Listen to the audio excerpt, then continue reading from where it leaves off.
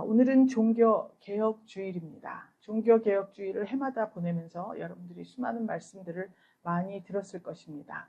오늘 우리 설교 말씀이 나가는 순서가 역대상 25장이에요. 그래서 여기에 적용을 해서 하나님을 아는 신앙, 또 우리가 하나님의 말씀을 오해하고 있었던 것, 이 모든 것들이 우리의 종교라면 그것들이 오늘 종교개혁주일을 맞아서 개혁이 되는 그런 주간이 되시기를 주 예수 그리스도의 이름으로 축복합니다. 오늘 다윗이 제사장과 레위인을 임명을 했습니다.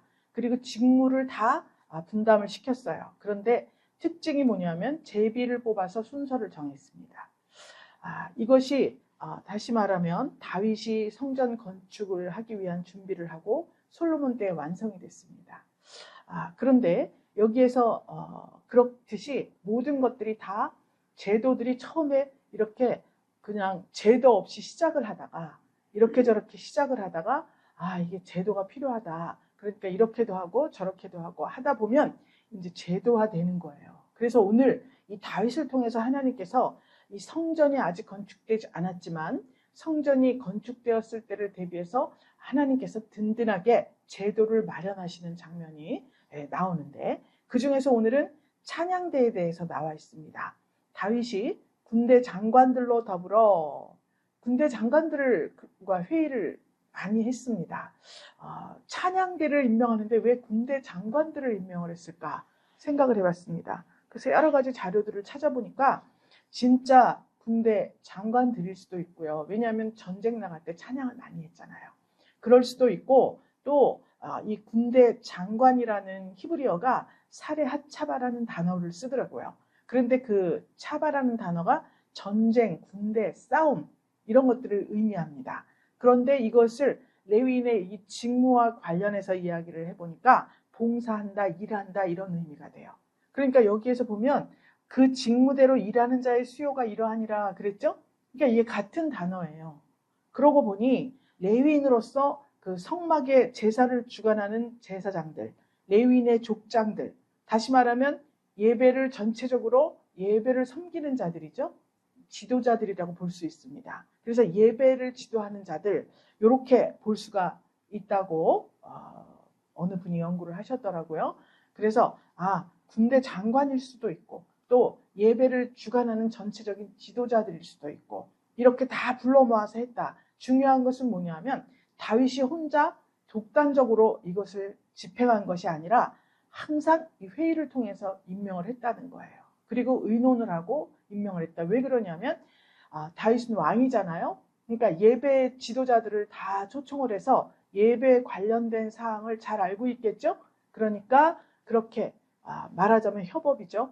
이때. 그래서 우리는 지금 왕 같은 제사장이다, 모두 다 왕들이고 제사장들이고 레위인이고 섬기는 자들이다 이렇게 말을 하기 때문에 이 중심되는 내용은 제비 뽑기로 뽑았다.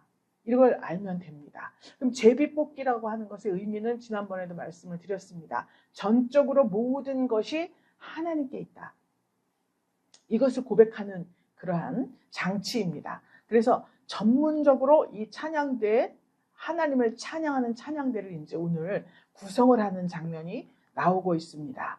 우리는 찬양대 그러면 그냥 찬송하는 사람들, 여기 성가대 찬송하는 사람들 이렇게 알고 있지 않습니까? 근데 오늘 이 25장을 쭉 읽다 보니까 굉장히 또 다른 아주 깊은 의미가 있었습니다. 그래서 먼저 찬양하는 사역자들에 대해서 나와요. 누구냐 하면 1절에 보니까 아삽, 헤만, 여두둔의 자손 중에서 구별해서 섬겼다 그랬습니다. 그러니까 이 세 사람의 자손들로 찬양대를 구성했다는 거예요. 구별해서. 그럼 이 아삽과 헤만과 여두둔이 누구냐 하면 사무엘에게 교육받은 사람들이에요.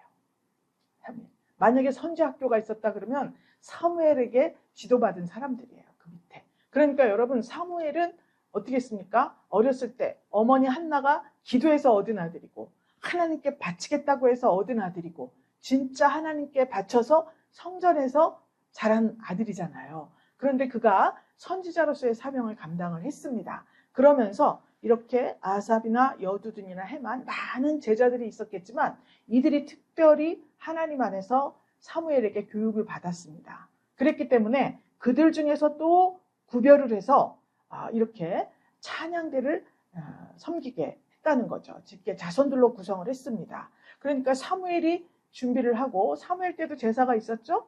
성막제사 산당에서 드렸죠. 산당에서 드렸는데, 이때 이 세 사람 때까지 세 사람을 임명함으로 해서 다윗 왕 때 구체적으로 이제 제도화가 된 거예요. 찬양대가 이렇게.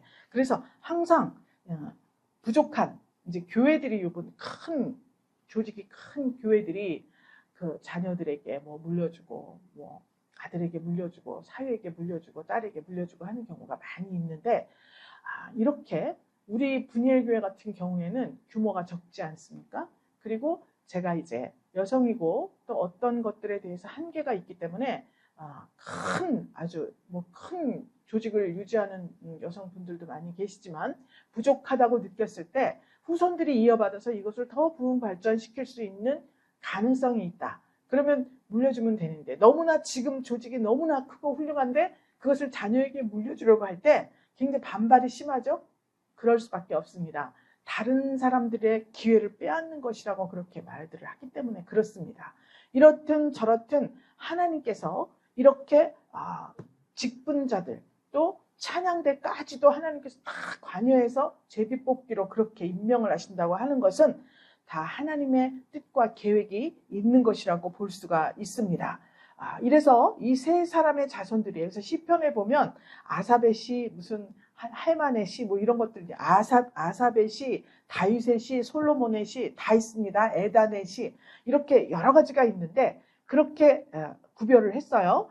악기들은 수금, 비파, 재금을 잡았다. 이렇게. 그러니까 현악기죠. 수금과 비파는. 재금은 뭐예요? 빵 치는 거 타악기잖아요. 타악기. 그 밑에 보면은 5절에 보면 나팔 부는 자, 나팔도 불어요.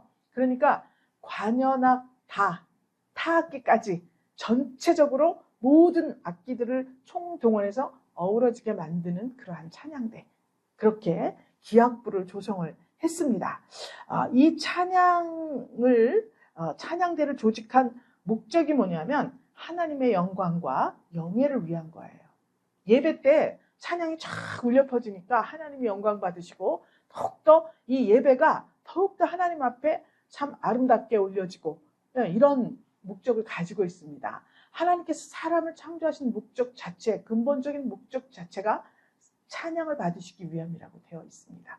마찬가지로 이 예배 가운데, 제사 가운데 찬양이 빠질 수 없는데, 이 찬양들을 섬기는 사람들을 엄격히 구별하고 악기도 이렇게 전체적으로 다 어우러지게 하고, 또 그 목적에 맞는 그러한 찬양들을 조직할 때 가장 중요한 것이 뭐냐면 신령한 노래를 하게 하였다. 이렇게 기록이 되어 있습니다. 1절에. 그러니까 아삽과 헤만과 여두둔의 자손, 그 다음에 악기는 수금, 비파, 재금, 또 나팔. 그런데 그 신령한 노래를 하게 했다. 이 대목에서 우리가 깊게 생각을 해보아야 합니다. 신령한 노래가 이렇게 표시되어 있는데, 이 신령한 노래가 다시 말하면 예언이라고 되어 있습니다. 예언.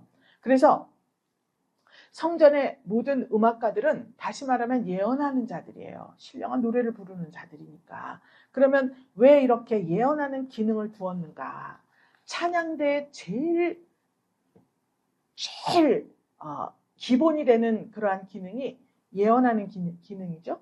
그러면 이게 예언이 말씀이잖아요. 말씀. 그러니까 악기를 연주하면 말은 안 하죠. 악기를 연주하는데 말은 안 해요. 그렇다면 이 예언하는 기능이 어떻게 결부가 되느냐? 영성이죠. 영성. 말씀으로 다져진 영성. 말씀의 능력을 체험한 사람.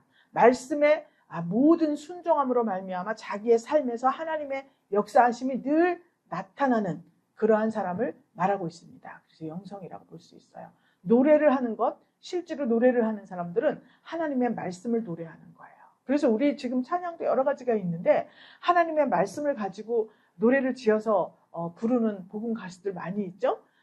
혹은 자기가 그 말씀을 읽고 받은 은혜나 감정이나 어떤 생각, 이런 것들을 또 가사로 지어서 올리는 사람들도 있어요. 그런데 예배에는 하나님의 말씀으로 지어진 찬양을 드려야 합당하다. 이 시대에 이렇게 보았다는 것입니다. 그래서 말씀은 하나님의 말씀, 즉 예언이라고 볼 수 있는데 그 5절에 보면 가장 중요한 역할을 한 사람들을 하나님께서 적어 놓으셨어요.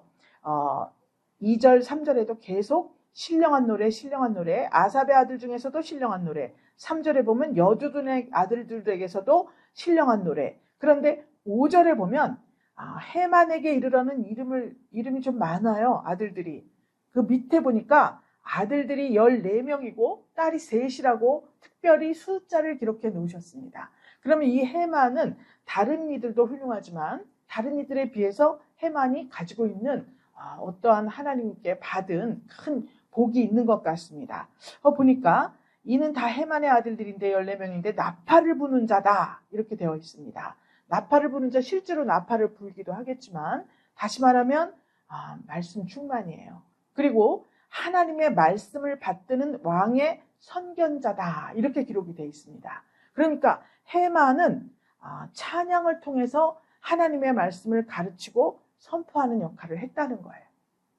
각종 흩어져 있는 성읍에 흩어져 있는 12지파들 성읍 중에서 레위지파가 자기가 속해 있는 성읍에 다른 이들을 가르치고 예배인도 하고 이런 역할을 한다 그랬죠. 그러니까 그렇게 다른 모든 사람들이 찬양으로 이렇게 하나님 앞에 말씀을 선포하고 가르치는 역할을 한 것입니다. 근데 이 해만이 특별히 그렇게 왕의 선견자라 그랬어요. 그러니까 상당한 영성이 있고 말씀이 충만한 사람이로구나 이렇게 생각할 수가 있고요. 그래서 그 자녀들을 그렇게 말씀이 충만한 사람이니까 자녀들을 말씀으로 잘 가르쳤겠죠. 그래서 그를 왕의 선견자로 그렇게 삼은 것을 하나님께서 우리에게 알려주고 있습니다. 그렇다 그러면 우리가 단순히 찬양을 그냥 우리가 찬양한다 이런 개념을 가지는 것보다는 종교개혁주의를 맞아서 찬양에 대한 의미를 우리가 자세히 알아야 됩니다. 오늘 할 것은 그거예요.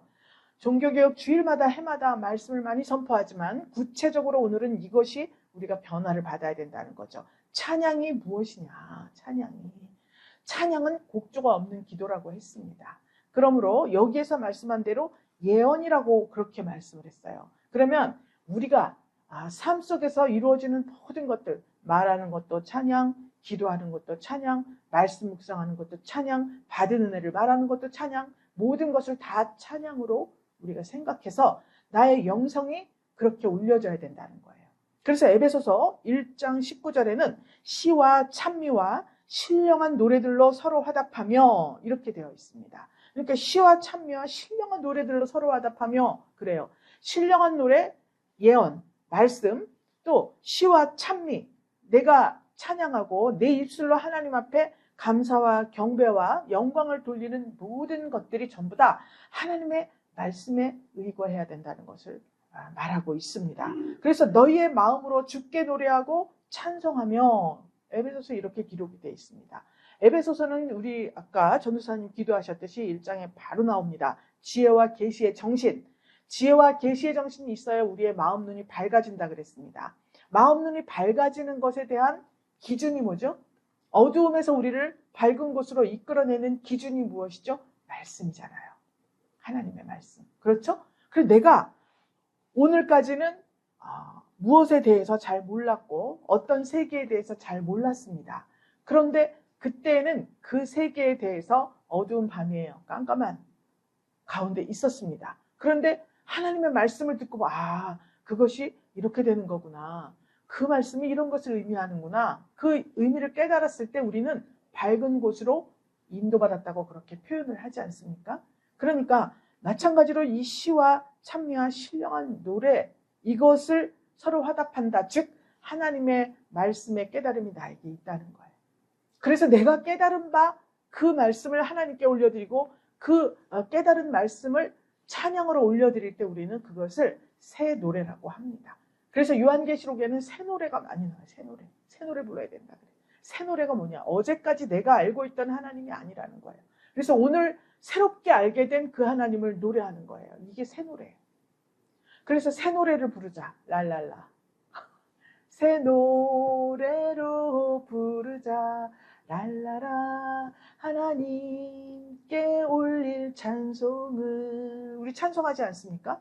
그러니까 하나님 앞에 구별된 찬양을 드리기 위해서는 하나님의 말씀에 깨달음이 있어야 된다는 거예요.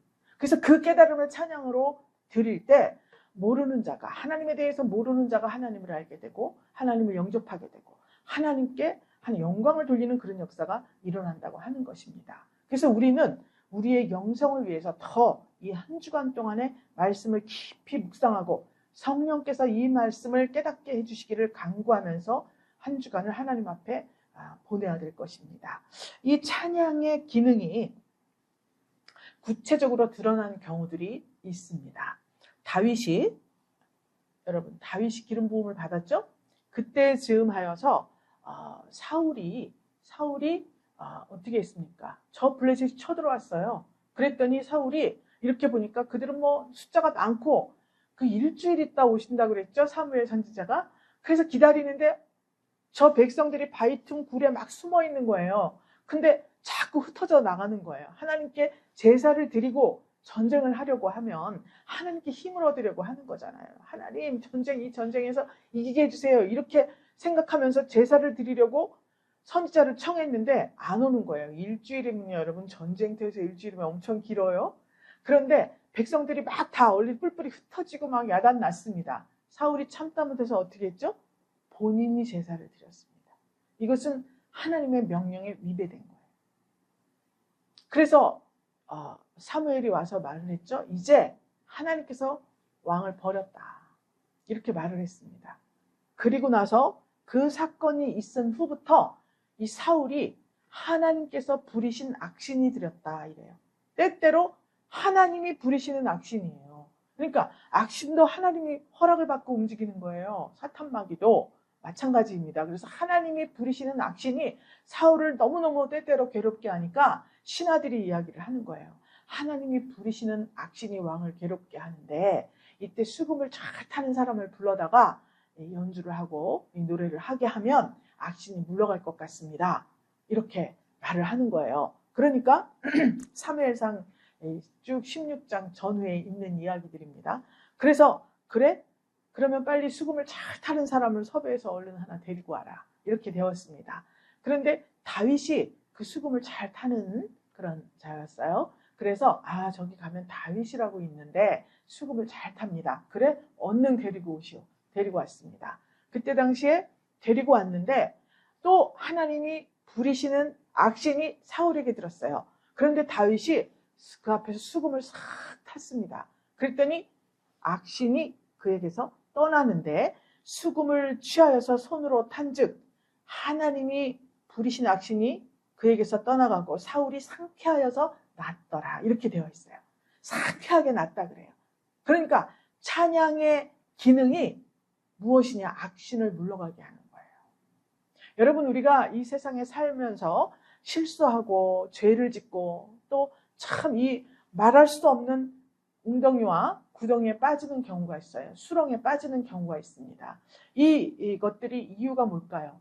하나님이 구덩이에 빠뜨리도록 허락하신 거예요. 악한 영들에게. 그러면 우리가 할 일이 뭐죠? 찬양해야죠. 찬양하는 겁니다. 그러면은 악신이 물러간다 그랬잖아요. 그러면 그 웅덩이와 기가 막힌 웅덩이와 수렁에서 빠져나올 수 있는 그러한 환경과 이 마음 바탕, 이것이 조성이 되는 것입니다. 그래서 막 찬양을 하면 악신이 물러간다는 거예요. 또 여러분들이 전도를 하러 갔습니다. 전도를 하러 갔는데 악신이 들렸다고 해서 꼭 괴상한 짓만 하는 것은 아닙니다. 겉으로 보기에는 아무렇지도 않지만 이 속에는 악한 영들이 지배당하고 있어요. 지배하고 있어요. 그렇기 때문에 올바른 선택과 올바른 방향으로 나아가지 못하고 그릇된 그러한 사고방식을 가지고 사는 사람들이 있잖아요. 그래서 우리가 가서 전도를 해야 되는 것 아니겠습니까? 그때 우리가 전도하러 가서 전도도 많이 하지만 찬양도 부르고 기도도 해주고 이러지 않습니까? 그때 찬양을 부르는 거예요. 그러면 이 사람 속에 있던 악신이 물러가고 악한 영이 제압을 당하고 하나님의 말씀을 증거할 때 그것을 감사함으로 잘 받을 수가 있게 되겠죠? 그러니까 어느 집을 방문해서 내가 전도하러 왔습니다. 찬양하는 곡 부르겠습니다. 혹시라도 이전에 어렸을 때라든지 혹시 한 번이라도 교회 가본 적 있으면 생각나는 찬양 하나 있으실까요? 물어보는 거죠. 그럼 뭐 거의 다 하나씩 있습니다. 저도 주일학교 때 부른 찬송을 끝까지 기억하고 있으니까요. 지금까지도. 그럼 우리 한번 그거 같이 하고 말씀을 나누실까요? 찬양을 먼저 한다면, 할 수 있다면, 그렇게 한다면 그 사람 마음속에 이 지배하고 있던 그러한 어둠의 세력들이 물러가는 거예요. 11월 10 며칠입니까? 주일에, 추수감사주일에 한 분씩 모셔와야 되지 않겠습니까? 찬양을 부지런히 하세요.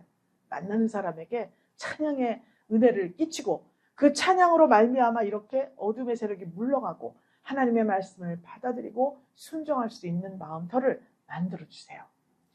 그런데 문제가 뭐냐? 다윗이에요. 다윗이 어땠습니까? 하나님 앞에 훈련받은 자예요. 그리고 자기가 기름 부음을 받을 때에도 그 자리에 없었습니다. 8째 막내인데 쭉 자기 형들은 다 불러오지만 다윗은 어디 있었어요? 양치고 있었습니다. 자기 일하는 곳에 일하고 있었어요. 그래서 또 없어? 있기는 한데 조금 부족한데 걔는 제목이 아닌데 부모가 그렇게 말할 정도로 제외시킬 정도로 그냥 그런 아들이었습니다. 그러나 하나님이 보실 때에는 더할 나위 없는 적격자였어요. 그래서 기름 부음을 받았습니다. 기름 부음을 받았다고 해서 금방 대우를 받은 게 아니에요. 이전보다 더 멸시를 받고 천대를 받고 수치를 받고 도망자의 신세가 되지 않습니까? 그럼에도 불구하고 그 모든 어두운 환경들을 이겨낼 수 있는 영성이 갖추어져 있는 거예요. 그래서 그를 불러들였을 때 수금을 싹 하니까 악신이 물러간 거예요. 내 안에 악신이 가득한데 어떻게 다른 사람의 악신을 물리쳐줄 수가 있습니까, 여러분? 그렇지 않습니까? 그러니까 중요한 게 뭐예요? 내 마음을 다스리는 거예요. 그래서 내가 하나님의 말씀으로 영성을 갖추어야 된다는 것입니다. 그때 그가 하는 모든 노래와 선포와 예언과 이런 모든 악기를 타는 건 마저도 모두 다 하나님 앞에서 아름다운 찬양으로 드려지게 되는 것을 우리가 알 수 있습니다. 이제 이렇게 하실 수 있죠? 악신이 떠나가게 하셨습니다. 다윗이 수금을 탈 때 악신이 떠나가게 하셨습니다. 하나님, 우리의 찬양 가운데, 나의 찬양 가운데, 나의 삶 가운데 하나님께 드려지는 모든 찬양과 경배가 이렇게 어둠의 세력을 물러가게 하는 이러한 강한 은혜와 또 충만한 영성으로 하나님, 나를 지켜주세요. 인도해 주세요. 이렇게 기도를 하셔야 되는 것입니다. 믿습니까? 이 당시에 찬양대 기능이 우리에게 그걸 말해주는 거예요. 지금 찬양대, 우린 찬양대도 없습니다. 우리 전도사님하고 저하고 해요. 낸시 선교사님 오셔서 두 분이 같이 하니까 또 더 좋더라고요. 자, 어쨌든 그렇게 찬양대 기능에 대해서 이런 악신이 떠나가게 하는 기능이 있었구나. 왜 그러는가? 예언을 할 수 있을 정도의 그러한 영성이 있는 사람들로 구별시켜 채웠다. 이렇게 볼 수 있습니다. 그 다음에 우리가 가장 잘 알고 있는 그러한 사건이 있습니다. 역대하 20장에 보면 여호사밧 왕 이야기가 나와요. 역대하 20장이면 거의 지금으로부터 한 27, 8주 12월에는 또 다른 본문을 많이 하기 때문에 한 30주 뒤에 정도에 이제 역대하 20장을 하게 됩니다. 그때 하고 지금은 이제 약간 개요만 말씀드릴 거고 진짜 역대하 20장을 설교하게 되는 그 내년 한 8, 9월 달, 7, 8월 달 되겠죠? 그때에는 정말 이 여호사밧 왕, 이 역대하 20장의 역사가 여러분들 삶에 무수히 나타나고도 남음이 있어야 할 것입니다. 오늘 간략하게 말씀드려 볼게요. 여호사밧 왕이 다스리던 시절입니다. 그런데 모압과 암몬, 마온 사람들이 저 아람으로부터 쳐들어온다는 보고를 받았습니다.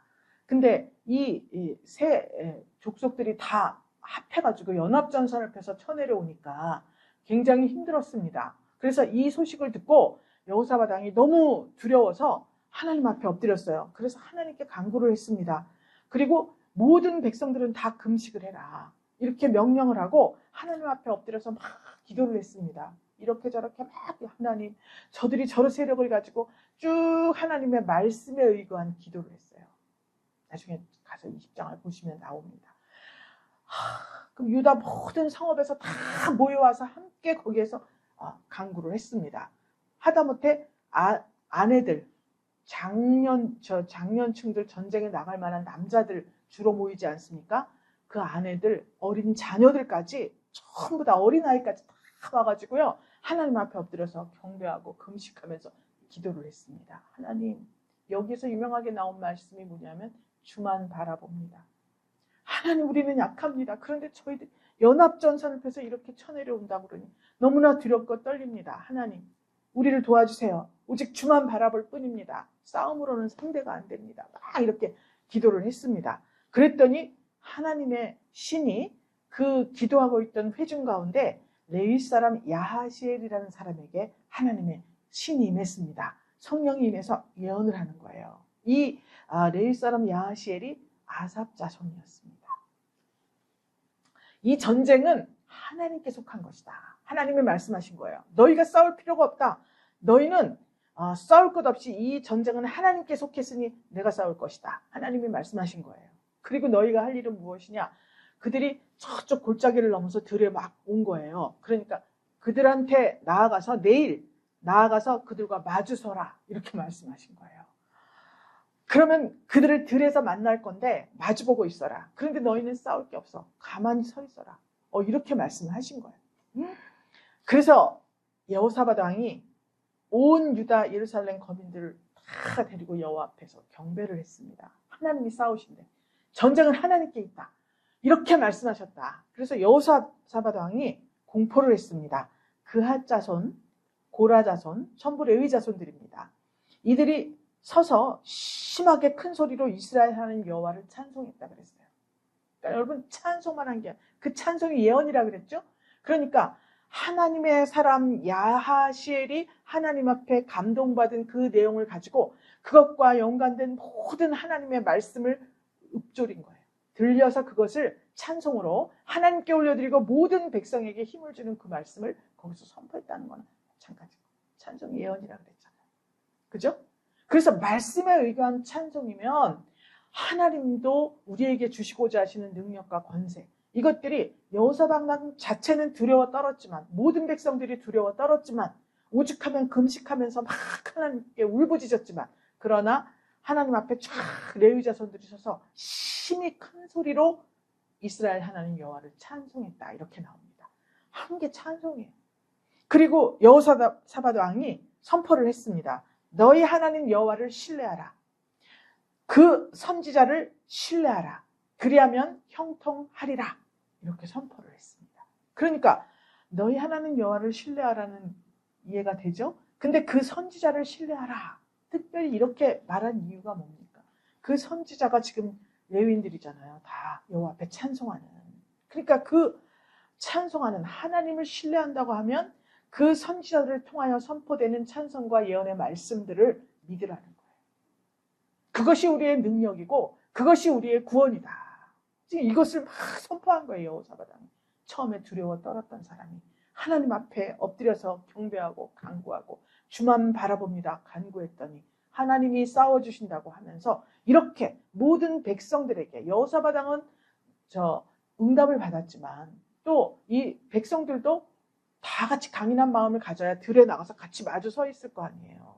그러니까 하나님께서 이렇게 선지자들과 왕을 통해서 백성들에게 예언의 말씀을 선포하는 이러한 아주 아름다운 장면입니다. 그랬을 때 노래하는 자를 택해서 거룩한 예복을 입혔다 그랬습니다. 군대 앞에서 행하면서 여호와를 찬송하게 했다 그랬어요. 그래서 이 거룩한 예복, 우리가 옷은 많지만 세마포 성도에 오른 행실이다 그랬습니다. 그렇지만 이 당시에는 대제사장, 제사장들이 다 예복이 있었다 그랬죠. 그래서 그 거룩한 예복을 입힌 이유가 뭐냐, 말씀을 가졌기 때문에 그렇습니다. 그래서 그렇게 군대 앞에서 행하면서 하나님을 찬송하게 했어요. 그랬더니 그 전쟁이 어떻게 되었을까요? 칼 한 번 안 잡아보고 하나님께서 승리하게 하셨습니다. 그들이 쳐들어왔는데 세일산에 거민들이 있습니다. 세일산에 거하는 거민들은 주로 에돔 족속이라고 볼 수 있어요. 그런데 그들을 다 쳐서 죽였어요. 그들이 오면서. 그랬는데 그들을 죽이고 나서 서로 마주보더니 서로 칼날을 치면서 자기들끼리 막 죽인 거예요. 자기들끼리. 그래서 이 백성들이 그들이 오는 들에 마주서서 그걸 보고 있었지 않습니까? 제가 가보니까 다 보여요. 이렇게 언덕에 올라가면 다 보여요. 저기 싸우는 게 다 보여요. 다 보고 있지 않습니까? 죽어버렸어요. 다 자기들끼리 쳐서. 참, 어머, 하나님께 얼마나 영광을 돌렸겠습니까? 한 일이 뭐예요? 하나님 앞에 찬송한 것밖에 없어요. 그냥 찬송이 아니었다는 거죠. 말씀을 선포받고 그 말씀을 믿고 그렇게 되니 하나님을 신뢰하고 그 선지자를 믿었다는 거예요. 그랬더니 정말 전쟁을 하나님께서 하셨고 싸울 거 없다 너희가 싸움 한 번 안 하고 승리의 결과를 가져왔습니다. 뿐만 아닙니다. 재물과 의복과 보물들이 얼마나 많은지 온 백성이 가가지고 다 그것들을 다 거두어 오는데 너무 많아갖고 하루에 안 되고요. 사흘 동안 가서 거둬들였다고 해요. 사흘 동안. 진짜 너무 좋지 않습니까? 하나님의 말씀으로 승리한 사람에게는 재물복을 주시는 거예요. 내가 심지 않고 내가 거두지 않은 것들이잖아요. 이게 숨은 재물이잖아요. 고레스의 숨은 재물은 성전에 있는 걸 가져간 그것들이 우리에게 돌려준 것이지만 이거는 그것도 아니지 않습니까? 이 재물과 의복과 보물이 이 당시에는 가장 큰 재산들이었는데 이것들을 너무 많아서 사흘 동안 거둬들일 정도로 그렇게 부여함을 주셨다는 거예요. 그냥 찬양 가지고는 안 돼요. 예언하는 찬양이에요. 하나님의 말씀을 신뢰하는 찬양이에요. 이렇게 할 때 하나님께서 이렇게 재물복도 함께 주신다는 거죠. 그래서 그 이름을 브라가 골짜기라고 이름을 짓고 거기에서 하나님을 송축했다. 이렇게 끝이 납니다. 여호사밧 왕은 35살에 즉위를 해서 25년을 치리했는데 이 날 이후로 여호사밧 왕이 다스리는 그곳에는 평강이 있었더라. 이렇게 끝나게 됩니다. 할렐루야. 자, 하나님께서 이렇게 악신도 물러가게 할 뿐만 아니라 실질적인 전쟁 상황 가운데에서도 하나님께서 승리를 주시는 그러한 역사를 불러오는 것입니다. 그렇기 때문에 우리가 하나님의 찬양을 대하는 태도를 바꿔야 하는 거예요. 그리고 그 찬양도 중요하고 그 찬양을 부르는 사람의 영성이 더 중요하다는 것을 볼 수가 있습니다. 이런 능력 있는 찬양을 하나님 앞에 올려드리고 사람들을 향하여 이런 찬양을 여러분들이 선포할 때 들려줄 때 전도하는 말씀도 찬양이에요. 그때 하나님께서는 여러분들에게 정말 그 모든 사람을 옳은 대로 돌아오게 하는 별과 같은 자들이 될 수 있는 축복을 주실 뿐만 아니라 재복도 재물복도 함께 주신다는 것입니다. 할렐루야. 역대상 23장 5절에 찬양대 4,000명이 있었다 그랬습니다. 288명을 지금 이 직무를 주면서 일하게 했어요. 지금 이 본문에서는 다윗 왕이 거룩한 시와 음악에 몰두했습니다. 그랬더니 왕이 선호하지 않습니까? 재능 있는 모든 사람들이 그것을 연구하고 또 더 노력해서 더욱더 구체적으로 세밀화, 더 감동적으로 그렇게 연구했겠죠? 그래서 정말 시작은 미약하게 했지만 나중에는 창대하여지는 이 하나님의 역사가 찬양대 여기를 통해서도 이루어졌다는 것을 우리가 볼 수 있습니다. 예배하는 일을 그때나 지금이나 이 예배를 드리는데 예배하는 일을 정말 하나님 앞에 영광이 되고 명예로운 일로 만드는 사람들은 각 사람의 신앙을 훌륭하게 만드는 일이에요. 여러분들 예배 때마다 순서가 있죠? 순서가 정해지면 죽게 생기면 그 순서 감당하다 죽으세요. 그냥 죽게 생겨서 못하겠습니다. 이런 말은 절대 해서는 안 됩니다. 여러분. 그런 말 할 사람은 제가 미리미리 빼고 있어요. 미리미리 빼. 이제 이 이후로는 예배를 섬기는 일에 있어서는 어떠한 순서를 담당을 했던지 정말 위에서 기도하고 또 기도하고 준비함으로 그것을 감당해야 할 것입니다. 그랬을 때 하나님은 영광을 받으시고 예배에 참석한 모든 사람들은 다 하나님 앞에 믿음이 더욱더 충만해지고 또 그 감동을 받아서 하나님의 역사, 새로운 일을 행하시는 그 하나님의 역사를 한 성령의 감동으로 받아서 교회와 성도들과 이웃을 유익하게 하는 그러한 역사가 일어난다는 것을 말씀하고 있습니다. 왜 그렇습니까? 하나님의 크신 은총이 함께 하시기 때문에 그렇습니다. 하나님께서 이 해만에게 14아들과 3딸을 주셨다고 5절에 기록이 되어 있습니다. 이 자녀가 지금 17이나 돼요. 17. 욥이 자녀가 10이었지 않습니까? 그런데도 하나님 앞에 큰 복을 받은 자로 기록이 돼 있어요. 그런데 이 해만은 열네 아들과 세 딸을 주었다. 말할 수 없는 복을 받았다는 것을 말하고 있습니다. 자, 다윗 왕국의 특징이 제비뽑기라 그랬습니다. 모든 결정은 하나님께 두었습니다. 우리가 보통 하나님이 그 태를 열어주셨다 뭐 이렇게 기록을 하는데, 이 해만에게는 하나님이 해만에게 열네 아들과 세 딸을 주셨다 이렇게 기록을 해놨어요. 그러니까 이 찬양대가 얼마나 영광스럽고 정말 하나님 앞에 그 존귀케 되는 그러한 직무인지 다시 한번 우리가 생각을 해보아야 합니다. 이제 우리는 찬양대는 없어요. 뭐 찬양대를 구성할 날이 있겠죠. 3분만 되면 찬양대, 또 뭐 주일학교 어린이 2명이지만 교사가 4분으로 지금 엄청 활성화되고 있어요. 영화부가. 성가대도 마찬가지입니다. 여기서 한 2분만 더 계셔서 3분 되면 정말 너무 좋을 것 같아요. 이 일을 위해서 여러분들 함께 기도해 주시고요. 또 그 직무는 제비뽑기라 그랬습니다. 우리 진작에 또 상관에 여러분 계셨는데 대장은 어떻게 뽑았습니까? 자원하는 자로 뽑았어요. 성가대장은. 그죠? 성가대장은 자원하는 자로 뽑았습니다. 이제 하나님께서 우리에게 이 찬양대를 허락하신다면 전적으로 하나님의 말씀과 또 전적으로 그 영성이 갖추어진 자로서 진짜 이 찬송을 듣고 하나님 영광 받으시고 모든 교회 이 예배가 더욱더 경배가 되고 영광스럽고 영예로운 예배가 될 수 있는 그러한 기회를 우리에게 달라고 우리 여러분들 기도를 하셔야 할 것입니다. 모든 일을 주의 일이라면 질서와 순서에 따라서 하나님이 정하신 뜻을 우리는 감사함으로 행하는 그런 분일권속으로 거듭나는 주간이 되시기를 주 예수 그리스도의 이름으로 축복합니다. 하나님 감사드립니다. 하나님 여러모로 부족한 분이엘 교회, 하나님 어디 한 군데 의지할 곳 없으나 주님의 말씀에 의지하여서 하나님 13년 세월을 걸어왔습니다. 아직도 부족한 것이 많고 제도화되지 못한 것들이 있지만 오늘 이 찬양대의 직무 순서를 정하시고 구별하시는 하나님의 은혜와 하나님 이 장면을 우리가 바라보며 장차 이 분이엘 교회에도 찬양대를 이루어 주실 것을 믿습니다. 찬양대를 조직하여 주실 것을 믿습니다.